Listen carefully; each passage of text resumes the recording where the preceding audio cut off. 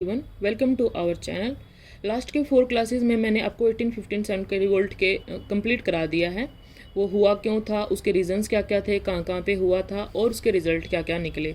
Then आज हम करेंगे उसके लास्ट ईयर प्रीवियस ईयर्स के आए हुए क्वेश्चंस। तो आपको करना सिर्फ इतना है कि आपको वो वीडियो बार बार देखनी है। जैसे आपके कॉन्सेप्ट दिमाग में आता है अपनी बुक से कंप्लीट कीजिए उसको, और जब अच्छे से रिवाइज हो जाए आपको कि हाँ अब मेरे को ये टॉपिक अच्छे से तैयार हो गया है, तो आप ये क्वेश्चंस प्रैक्टिस कीजिए। तो फर्स्ट क्वेश्चन, हाँ तो यहाँ पे देखिए। अच्छा, पहला क्वेश्चन है ये, 1857 की क्रांति के दौरान चिन्हट के युद्ध में ब्रिटिश के विरुद्ध लड़ने वाले विद्रोही का नाम क्या है। अच्छा, आप यहाँ पे फोकस कीजिए कौन से युद्ध के बारे में बात हुई है। चिन्हट के युद्ध के बारे में बात हुई है। तो चलो सबसे पहले मैं आपको बताती हूँ। 30 जून 1857 की बात है, ठीक है। तो यूपी में ना चिन्हट में वैसे तो लखनऊ में है ये चिन्हट। लखनऊ के चिन्हट में जो है जो है ना भारतीय सेना और ब्रिटिश सेना आमने सामने हुई, ठीक है। तो यहाँ पे जो भारतीय सेना का नेतृत्व है विद्रोहियों का, इन अंग्रेज क्या बोलते हैं, हमारे सैनिकों को विद्रोही बोलते थे। तो यहाँ पे विद्रोह का नेतृत्व किसने किया है? अहमदुल्ला शाह ने।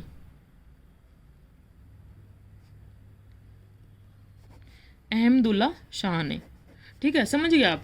देखो 30 जून 1857 को यूपी के लखनऊ के चिन्हट में जो सेना का नेतृत्व है, विद्रोही सेना का नेतृत्व, वो कौन कर रहे थे? अहमदुल्ला शाह, ठीक है। ये काफ़ी मतलब यूपीएससी में आया हुआ क्वेश्चन है। तो जो एसएससी वाले वो ये ना सोचे कि अरे यार ये तो मेरे को बताया नहीं है इतना। देखो इतना डीप में यूपीएससी जाता है ना, तो और कोई नहीं जाता है। बाकी फिर भी फैक्ट है, क्या पता कोई उठा के पूछ ले, तो आप ध्यान रखना।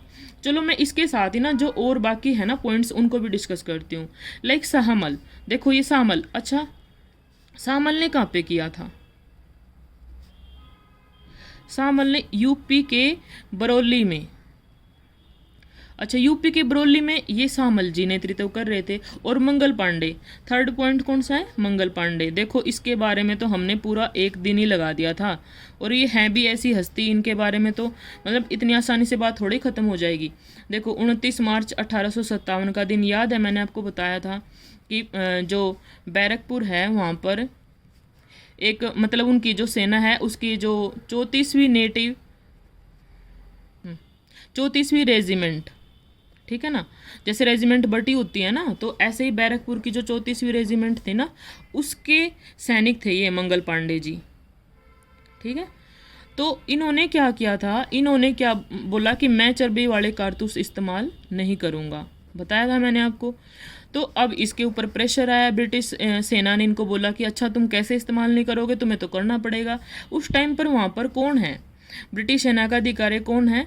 एक तो मेजर सार्जेंट है,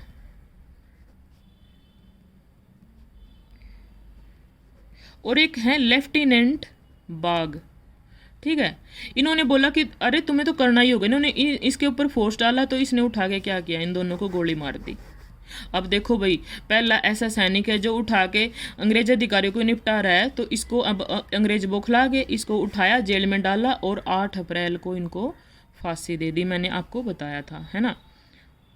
तो ये 8 अप्रैल 1857 को जब इनको फांसी दी गई है ना, तो ये मंगल पांडे जी जो है ना, वो 1857 के विद्रोह के प्रथम शहीद माने जाते हैं।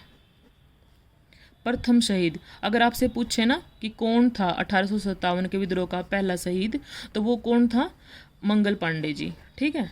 अच्छा, अब इसमें फोर्थ ऑप्शन क्या दिया हुआ था? कुंवर सिंह, ठीक है।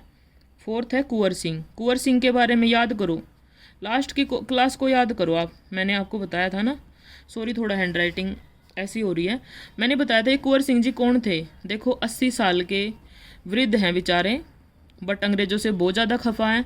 आपको पता है इनकी सारी ज़मीन छीन ली है, इनके ऊपर क्या किया है अंग्रेज़ों ने, मतलब इनका सारा का सारा ज़मीन ने भी, महल भी, सब कुछ छीन लिया। ये एक बेसिकली एक अच्छे खासे ज़मींदार थे बेचारे, लेकिन को ना दिवालिया कर दिया है बिल्कुल, ठीक है ना, इनका दिवालिया निकाल दिया।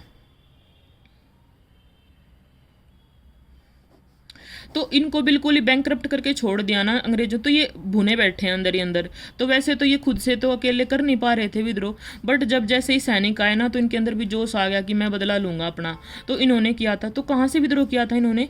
बिहार के जगदीशपुर से, बिहार के जगदीशपुर से।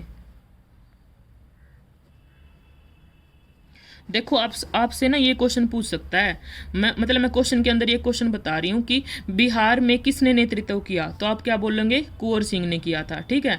और या फिर ये पूछेगा कि बिहार में कुंवर सिंह ने कहाँ से नेतृत्व किया था, तो बिहार के जगदीशपुर के थे ये, ठीक है। तो देखो इसमें ये क्वेश्चन बन सकता है, बट बेसिकली ये 4 पॉइंट किसके थे? इस क्वेश्चन के थे। तो इसमें आंसर कहाँ पे हुआ? तो मैंने आपको बता दिया, शामल जी तो यूपी के बरौली में बैठे हैं, मंगल पांडे जी बैरकपुर में बैठे हैं, ठीक है, और जो कुंवर सिंह जी हैं वो बिहार में बैठे हैं। तो चिन्हट में तो कौन बैठे हैं? अहमदुल्ला शाह जी बैठे हैं ना, तो इसका आंसर क्या होगा? अहमदुल्ला शाह।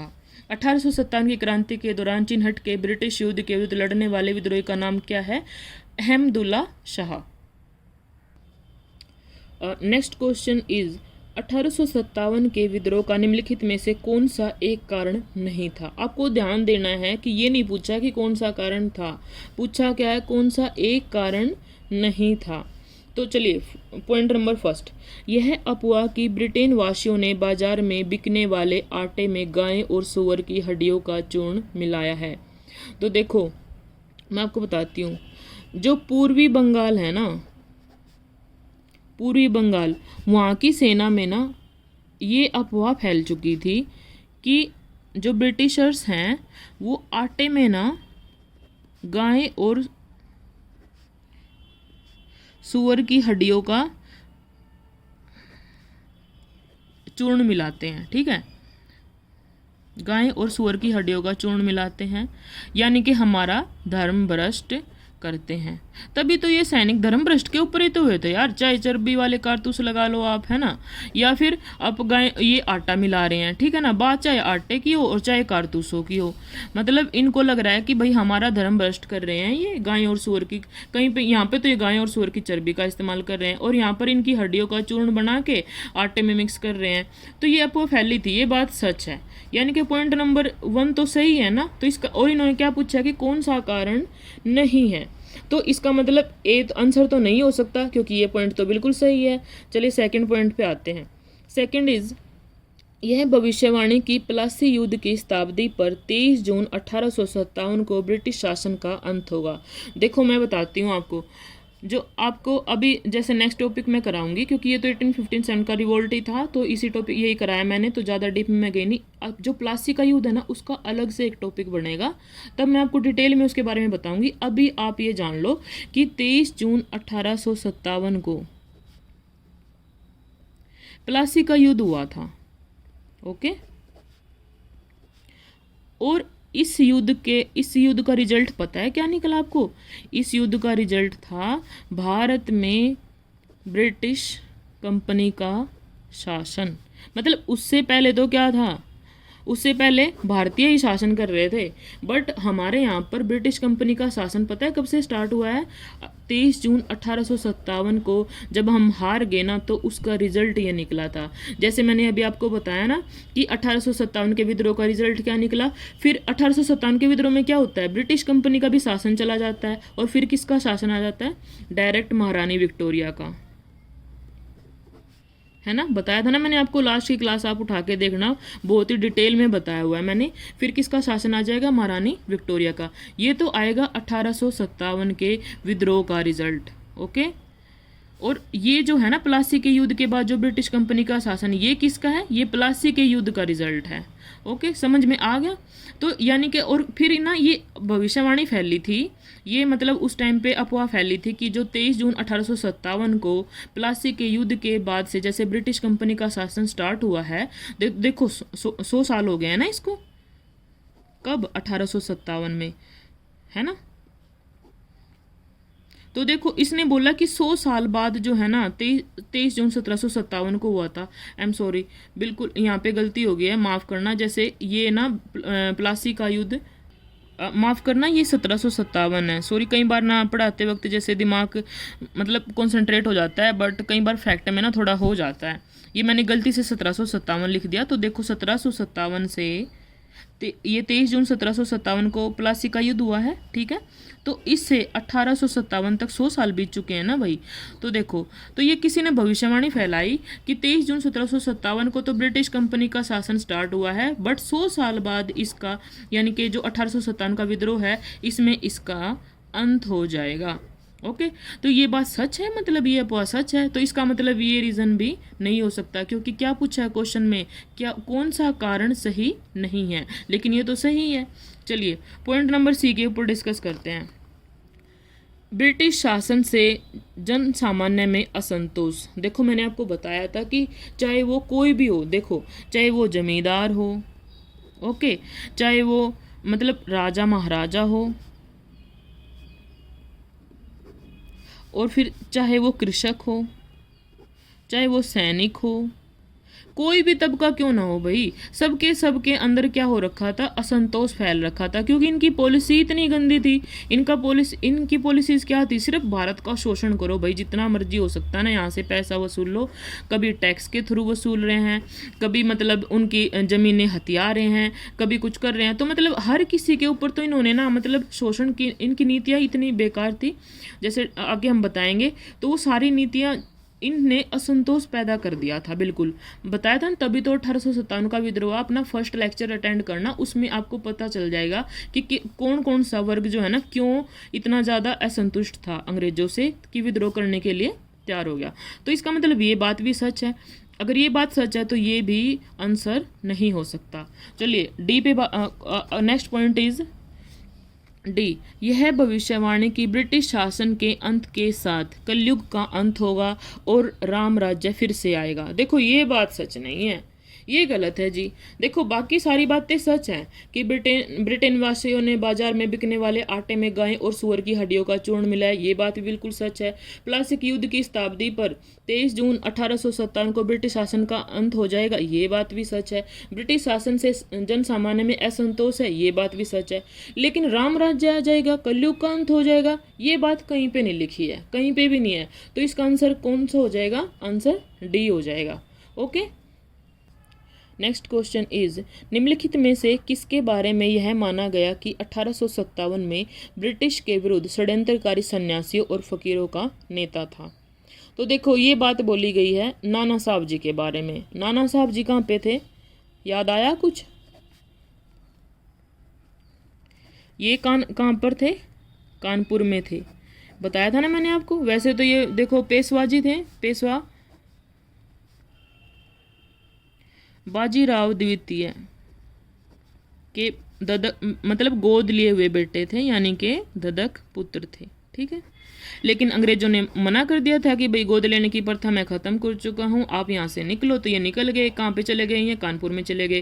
कानपुर में फिर इन्होंने क्या किया, अंग्रेजों के विरुद्ध विद्रोह कर दिया। कब किया था, 5 जून 1857 को। देखो ये क्वेश्चन पूछ सकता है कि कानपुर में विद्रोह की शुरुआत कब हुई, 5 जून 1857 को। और इसी क्वेश्चन में एक और क्वेश्चन बनता है कि कानपुर में विद्रोह का नेतृत्व किया किसने था, नाना साहब ने, और उनकी सहायता किसने की थी, तात्या टोपे जी ने। तात्या टोपे कौन है भाई, इनका नाम वैसे तो रामचंद्र पांडुरंग है, रामचंद्र पांडुरंग। ओके, तो देखो ये भी क्वेश्चन बन सकता है कि तात्या टोपे जी का नाम क्या है, रामचंद्र पांडुरंग, या फिर रामचंद्र पांडुरंग का उपनाम क्या है, तात्या टोपे जी। और इन्होंने किसकी मदद की है कानपुर में जाकर, नाना साहब की। देखो ये इस एक क्वेश्चन में कितने क्वेश्चन बन रहे हैं। या फिर नाना साहब जी कौन थे, पेशवा बाजीराव द्वितीय के ददक पुत्र थे, ठीक है। और यहाँ पर कानपुर में विद्रोह कब हुआ, 5 जून 1857 को। एक ही क्वेश्चन के अंदर जो एसएससी से बनने वाले क्वेश्चन है ना, वो 4-5 क्वेश्चन बन चुके हैं, और यूपीएससी का ये एक ही क्वेश्चन है, क्योंकि उसका तो वही है भाई, अपना अंदाज है, उसके अंदाज को कोई समझ नहीं सकता, अलग तरीके से बात करता है, अलग तरीके से ही पूछता है ना, ऐसा घुमा देता दिमाग को कि सारे कॉन्सेप्ट ना धरे के धरे रह जाते हैं। चलिए कोई बात नहीं। अब हाँ, तो आप समझ चुके हैं कि कौन थे ये, नाना साहब जी के बारे में बोला गया था, ठीक है। इनकी हेल्प करने के लिए गए थे, लेकिन जो कैंपबेल जी थे इन्होंने विद्रोह दबा दिया, ठीक है। ये कौन है, ब्रिटिश अधिकारी हैं, ठीक है ना। कैंपबेल जी ब्रिटिश अधिकारी है। अच्छा, अगर आपसे ये पूछे कि कानपुर में विद्रोह दबाया किसने है, किसने दबाया है, कैंपबेल ने, ठीक है ना। देखो इसी क्वेश्चन में ना आपको 6 से 7 क्वेश्चन बन रहे हैं। आप समझ रहे हो ना मेरी बात। मैंने जैसे आपको एक एक बात को ना बिल्कुल फोकस होके सुनना, अपने दिमाग को ना सोने मत देना कि अभी वीडियो चल रही है और दिमाग कहीं और पहुंचा हुआ है, ठीक है। तो देखो कैंपबेल ने विद्रोह दबाया किसने है, हाँ ब्रिटिश अधिकारी कैंपबेल ने विद्रोह दबाया है कानपुर में। और वहाँ पर विद्रोह किया किसने, नाना साहब ने। और उनकी मदद किसने की थी तात्या टोपे जी ने। तात्या टोपे का उपनाम क्या है, रामचंद्र पांडुरंग ने। ओके, वहाँ पे विद्रोह किस तारीख को स्टार्ट हुआ था, 5 जून 1857 को। और नाना साहब जी है कौन, पेशवा बाजीराव द्वितीय के ददक पुत्र, ठीक है। आपको ना बिल्कुल कई मारने खाने वाले हो, आप बस ना इस वीडियो को बिल्कुल फोकस होके सुनो और बिल्कुल मतलब एक एक चीज़ ना याद कर लो। समझा तो मैंने आपको बहुत दिया है 4 वीडियो में। अब ना जिसको तब भी समझ नहीं आ रहा है ना, तो बार बार देखो, आपको चीज़ें बिल्कुल दिमाग में बैठ जाएंगी, ठीक है। और क्वेश्चन छूटेगा नहीं भाई, 18, 15, 7 से कहीं भी क्वेश्चन नहीं छूटने वाला है। अगर कोई आ जाए ना क्वेश्चन तो आप भेज देना, मैम ये क्वेश्चन हमें आया नहीं और आपने मतलब ये कराया नहीं है आपके टॉपिक से। अच्छा, एक चीज़ जो छूट गई है ना, ये नाना साहब जी का हुआ क्या है भाई। नाना साहब जी का जैसे यहाँ हार गए ना, कैंपबेल जी ने आके विद्रोह दबा दिया, तो नाना साहब जी कहाँ गए, ये क्या गए बेचारे, नेपाल भाग गए फिर, ठीक है। विद्रोह के बाद कहाँ चले गए, ये नेपाल। ये भी क्वेश्चन बनता है। और तात्या टोपे जी का क्या हुआ, ये बड़े चालाक निकले, ये कहाँ जाके मिले, रानी लक्ष्मीबाई जी से चले गए मिलने झांसी में, ठीक है। उनको जाके भड़का दिया फिर कि अरे मैडम आप विद्रोह क्यों नहीं कर रही हैं, क्यों बात मान रही है अंग्रेजों की सारी। फिर उनके साथ जाके लड़ेंगे और फिर जब वहां से भी हार जाएंगे फिर ये खुद भी नेपाल भाग जाएंगे, ठीक है ना।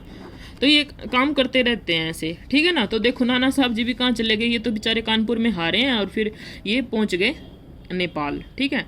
इन्हीं के बारे में बोला गया था कि भाई सन्यासी और फकीरों का नेता है कौन, नाना साहब जी। चलिए नेक्स्ट क्वेश्चन पे आते हैं। नेक्स्ट क्वेश्चन इज महारानी विक्टोरिया की उद्घोषणा 1858 का उद्देश्य क्या था। देखो मैंने बताया था ना कि रिजल्ट में क्या निकला है, 1 नवंबर 1858 को महारानी विक्टोरिया की उद्घोषणा आती है, ठीक है। उसमें वो क्या बोलती हैं कि भारतीय राज्यों को ब्रिटिश साम्राज्य में मिलाने के किसी भी विचार का परित्याग करना। मैंने बताया था ना सबसे इम्पोर्टेंट पॉइंट ही यही था। क्या बोला था महारानी विक्टोरिया जी ने कि क्योंकि उनको पता था कि ये विद्रोह हुआ क्यों है। देखो मैंने आपको बताया था ना, रिजल्ट्स देखना आप, जब मैंने आपको ये बताया था कि जब ये ब्रिटेन में ये बात पहुंची ना कि भाई विद्रोह हुआ है ऐसे ऐसे, तो फिर उसका ना उस पर बैठ के ना मतलब वो आकलन किया गया कि क्यों हुआ। तो फिर एक कारण ये मिला कि जो राजे महाराजे थे उनकी जो गोद लेने की प्रथा खत्म कर दी थी ना, वो विद्रोह का कारण बनी। देखो गोद लेने के कारण नाना साहब जी ये भी तो गोद लेने के कानून की वजह से ही इनके खिलाफ हुए हैं, और झांसी की रानी ये भी इसी वजह से हुई है, ठीक है। तो ये जो राजा महाराजे, तो इसलिए अब इनको लगा कि अरे भाई अगर राजा महाराजाओं को बना के रखना, ये विद्रोह ना करें, तो फिर हमें इस कानून को वापस लेना होगा। तो अब क्या किया इन्होंने, अब ये बोल दिया, उस कानून को बंद कर दिया जो डलहौजी ने बोला था ना कि डॉक्ट्रिन ऑफ लेफ्ट्स, यानी कि अगर किसी को मतलब अपना खुद का ब्लड रिलेशन का कोई बच्चा नहीं है तो अगर गोद ले रहे हैं उसको, तो उनके साम्राज्य को हम अपने राज्य में मिला लेंगे, साम्राज्य में मिला लेंगे, ब्रिटिश साम्राज्य में मिला लेंगे। तो ये कानून डलहौजी लेके आया था, ठीक है। कौन लेके आया था, डलहौजी। देखो ये ना क्वेश्चन आता है, डलहौजी की पॉलिसी क्या है, डॉक्ट्रिन ऑफ लैप्स, यानी कि गोद लेने की प्रथा। और गोद लेने की प्रथा मैं बहुत अच्छे से आपको बता चुकी हूँ, ठीक है। तो इसको अब किसने खत्म कर दिया, महारानी विक्टोरिया जी ने। 1 नवंबर 1858 को जो उनकी उद्घोषणा जारी हुई है उसमें इस कानून को खत्म कर दिया गया, ठीक है। इसको खत्म कर दिया।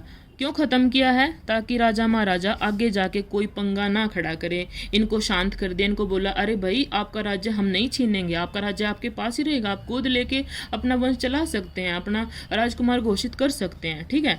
तो ये भी बैठ गए कि हाँ भाई ये तो ना जो ब्रिटिश कंपनी है ये बड़ी बदमाश थी, क्राउन का शासन जब से आया है। क्योंकि देखो 1858 में किसका शासन आ गया था, अब ब्रिटिश कंपनी का शासन तो रहा नहीं है, बताया था ना मैंने, उसका रिजल्ट निकला था। अब किसका शासन आ गया था, क्राउन, क्राउन को किसके पास है? महारानी विक्टोरिया जी के पास है, ठीक है। तो विक्टोरिया जी का शासन आ चुका था अब। और इसको ना थोड़ा सा कहते हैं ना कि मलाई भी तो लगानी थी विक्टोरिया को। इसने बोला कि अरे मुझे तो पता ही नहीं था कि मेरे जो ये कंपनी है जो मैंने भेजी है वहाँ पर व्यापार करने के लिए या वो करने के लिए भारतीयों को इतना परेशान कर रही है। ये चालाक बन गई, बोले कि अच्छा मैं इनको दंड दूंगी, मैं इनको ना निकाल रही हूँ, अब मैं खुद शासन करूंगी। और उसने क्या किया, अभी तक कौन यहाँ कंपनी का कौन होता था? Governor general. ओके, ये सारी मैं बताऊंगी कि कैसे गवर्नर आया, फिर कैसे गवर्नर से गवर्नर जनरल बनता है। स्टार्टिंग में कौन होता है? खाली गवर्नर, फिर गवर्नर जनरल बनता है, और फिर कौन बनते हैं? वाइसराय। तो ये कैसे आए इसका एक अलग टॉपिक होगा। अभी के लिए आप इतना याद कर लो कि लॉर्ड कैनिंग जिनके काल में, लॉर्ड कैनिंग जी जिनके काल में जो 1857 का विद्रोह हुआ है ना, ये कौन थे? गवर्नर जनरल थे। ओके, तो अब इनके बाद ही जैसे विद्रोह हो चुका है तो अब गवर्नर जनरल का पद खत्म कर दिया क्योंकि कंपनी का शासन का एंड हो गया है। अब क्या कौन सा पद लेके आए हैं? ये वाइसराय का पद लेके आए हैं। और वाइसराय कौन होता था? ब्रिटिश सरकार का एक प्रतिनिधि होता था जो भारत के सचिव के तौर पर काम करता था, ठीक है। और इसकी जो परिषद है वो कहाँ बैठती थी? इसकी परिषद बैठती थी इंग्लैंड में, ठीक है ना, लंदन में बैठ रही है इसकी परिषद। समझ गया आप? चले, इसके लिए अगर किसी को समझ नहीं आया ना तो 2-3 बार वीडियो देख लेना, और तब भी समझ नहीं आया तो मैं अलग से टॉपिक कराऊंगी। ये इतना टेंशन लेने की ज़रूरत नहीं है। अभी मोटा मोटा आपको इसलिए बताया कि आपको क्वेश्चन में अटपटा कुछ ना लगे, ठीक है। तो देखो ये पॉइंट मैंने डिस्कस कर दिया है कि भारतीय राज्यों को ब्रिटिश साम्राज्य में मिलाने की किसी भी विचार का परित्याग करना। तो ये पॉइंट सही है ना भाई। तो सेकंड पॉइंट इज भारतीय प्रशासन को ब्रिटिश क्राउन के अंतर्गत रखना। देखो अभी अभी इतना लंबा समझाया है कि ब्रिटिश कंपनी का शासन खत्म कर दिया है और क्राउन का शासन आ चुका है, महारानी विक्टोरिया जी का शासन आ चुका है, उन्होंने तो उद्घोषणा जारी की है। तो ये पॉइंट भी बिल्कुल सही है, ठीक है। तो ये दोनों उद्देश्य तो हो गए हैं ना, 1 और 2 तो। देन थर्ड इज भारत के साथ ईस्ट इंडिया कंपनी के व्यापार का नियमन करना। देखो जब इसने ईस्ट इंडिया कंपनी का शासन ही खत्म कर दिया तो ये नियमन कहाँ से करेगी व्यापार का? तो देखो थर्ड पॉइंट गलत है, ये उनका उद्देश्य नहीं था। तो इसका आंसर क्या हो जाएगा? 1 और 2। ओके, समझ आ गया आप लोगों को? ठीक है। नेक्स्ट क्वेश्चन इज 1857 के विद्रोह के कारणों के संदर्भ में निम्नलिखित में से कौन सा सही है? तो चलिए ये बताना है कि कौन सा पॉइंट सही है। तो फर्स्ट है वेलेजली की सहायक संधि। तो क्या ये कारण था? बिल्कुल था भाई। देखो डिटेल में तो मैं आपको फिर कभी बताऊंगी इसके बारे में, वेलेजली की सहायक, क्योंकि ये काफ़ी लंबी हो जाएगी वीडियो, और वैसे भी हमारी लंबी हो चुकी है ये वीडियो, फिर आपको देखने में प्रॉब्लम होगी, ठीक है। तो इसको मैं डिटेल में डिस्कस करूँगी, एक स्पेशल वीडियो बनाऊंगी मैं उन नीतियों के बारे में, ठीक है। अभी के लिए आप ये समझ लो कि जो लॉर्ड वेलेजली थे ये कब आए थे हमारे भारत में? 1798 से 1805, ठीक है। ये इनका कार्यकाल है, ठीक है। जब ये आए थे तो ये अपनी एक सहायक संधि लेके आए थे। इसमें इस मतलब मोटा मोटा आप ये समझ लो कि इन्होंने ना जो हमारे राजा महाराजे हैं जो खुद से अपनी मतलब रक्षा नहीं कर सकते थे, उनको एक प्रस्ताव भेजा जाके कि चलो ठीक है हम ना एक समझौता करते हैं, आपस से एक संधि करते हैं, और हम जैसे आपके ऊपर अगर कोई अटैक करता है, आपके राज्य के ऊपर अगर कोई अटैक करेगा ना तो उसको हमारी सेना रोकेगी जाके, ठीक है। बदले में आपको क्या करना है, हमारी सेना की एक छोटी सी टुकड़ी आपके पास रहेगी, ठीक है, रेजिडेंट बनकर, और आपको ना इस टुकड़ी का ध्यान रखना है। और दूसरी बात यह है कि अब से आप किसी भी दूसरे राज्य के साथ हमारी अनुमति के बिना ना तो कोई युद्ध लड़ सकते हैं, ना कोई संधि कर सकते हैं, ना ही कोई प्रस्ताव पेश कर सकते हैं। कुल मिला के ये बोल दिया कि भाई हम आपकी रक्षा करेंगे, बदले में आप अपने राज्य में क्या करेंगे ये हम बताएंगे। किसके साथ, कौन से राज्य के साथ आपको दुश्मनी रखनी है, कौन से राज्य के साथ आपको युद्ध करना है, किसके साथ आपको अच्छा बन के रहना है, समझ रहे हो। तो ये थी मतलब मोटा मोटा मैंने आपको बताया सहायक संधि, ठीक है। तो ये भी रीज़न रहा है, ठीक है ना, ये भी रहा है। तो देखो बाद में बताऊंगी मैं कैसे रहा है ये, तो ठीक है। अब अच्छा दूसरा पॉइंट आता है डलहौजी की कौन सी आई थी? डॉक्ट्रिन ऑफ लैप्स, यानी कि व्यपगत का सिद्धांत। ठीक है, मैंने आपको बताया ही है। इसका तो एक ही काम था, उठा के जो जिसको मर्जी है, जो भी राज्य में इसको लगता था ना कि कहीं पे भी, ठीक है, पहले तो इसने बोल दिया कि अगर तुम्हारे खुद का बेटा नहीं है, खुद का वंश नहीं है, तो तुम गोद नहीं ले सकते। ठीक है, मैं आपको कई बार ये बात बता चुकी।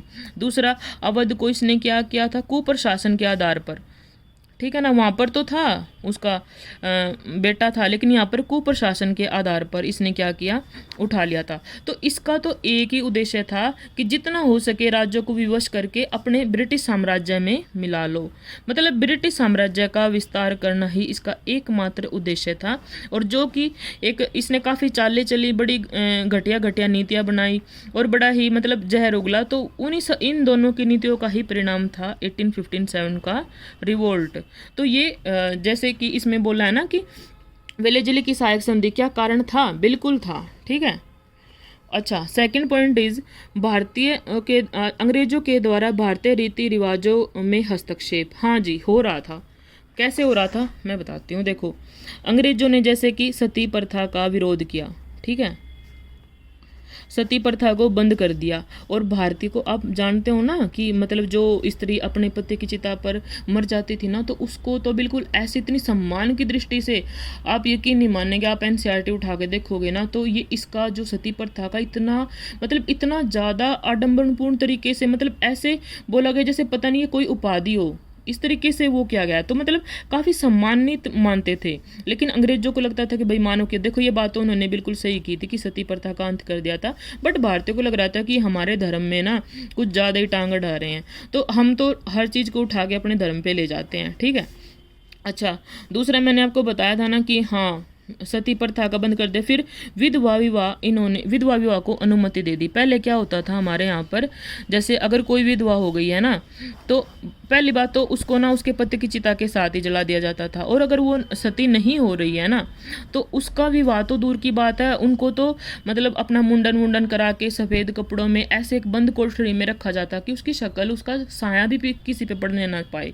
मतलब उसको इतना अशुभ समझा जाता था।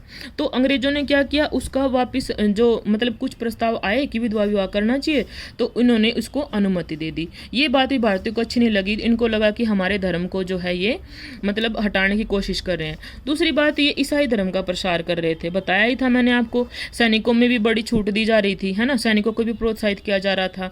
ठीक है ना। और मैंने आपको बताया था कि जैसे जो लोग ईसाई धर्म में जाते थे, उनको जो ना पिता की संपत्ति में वैसे के वैसे हक मिल जाता था। अगर आप कोई और धर्म में जा रहे हो तो आपको अपने पिता की संपत्ति से बेदखल कर दिया जाता था, लेकिन अगर आप ईसाई धर्म ले रहे हो तो आपको वैसे के वैसे ही उत्तराधिकारी बनाया जाएगा। तो ये भी पॉइंट था। और नेक्स्ट थर्ड पॉइंट इज सैनिकों के साथ भेदभावपूर्ण व्यवहार। देखो, ये तो मेन रीज़न रहा है। मैंने आपको बताया ना कि सैनिकों को मतलब प्रमोशन नहीं दिया जाता था। बड़े बड़े पदों पर तो सिर्फ ब्रिटिश अधिकारी ही जा सकते हैं। भारतीय चाहे कितनी भी मेहनत क्यों ना कर ले, कितना भी अच्छा काम क्यों ना कर ले, बट उनको रहना तो नीचे वाली पोस्ट पे ही था। दूसरी बात, उनके साथ गोरे और काले का भेद किया जाता था, उनका मजाक उड़ाया जाता था। अच्छा ठीक है, फिर वो चर्बी वाले कारतूस का मुद्दा हो गया है। ठीक है। और थर्ड पॉइंट, उनको ना मतलब वेतन अंग्रेज अधिकारियों की तुलना में बहुत ही कम दिया जाता था। ठीक है। तो सैनिकों के साथ भी हर जगह पे भेदभावपूर्ण व्यवहार हो रहा है। तो ये पॉइंट भी बिल्कुल सही, ये भी एक रीज़न था। अच्छा, फोर्थ पॉइंट है चर्बी वाले कारतूस का प्रयोग। ये भी बिल्कुल सही है कि चर्बी वाले कारतूस तो मेन रीजन रहे हैं ना 1857 के विद्रोह का, मतलब तात्कालिक कारण था ये। देखो, बहुत बार डिस्कस कर चुकी हूँ इस चीज़ को, आपने वीडियो में जाके देखना। तो वीडियो को मैं अब ज़्यादा लंबा नहीं करने वाली। तो ये सारे पॉइंट्स थे। अगर आपने मेरी वीडियो को अच्छे से सुना है और समझा और देखा है ना, तो आप समझ जाओगे। हर क्वेश्चन का आंसर आप दे सकते हो। तो देखो, इसमें आंसर क्या हो जाएंगे, इसमें सारे पॉइंट्स हो जाएंगे, ऑल ऑफ देम। ओके, तो चलिए आज इतने क्वेश्चन करते हैं और बाकी क्वेश्चन मैं आपको नेक्स्ट क्लास में कराऊंगी। अभी वीडियो काफ़ी लंबी नहीं करते हैं। तो ठीक है, गुड लक, गुड स्टडी।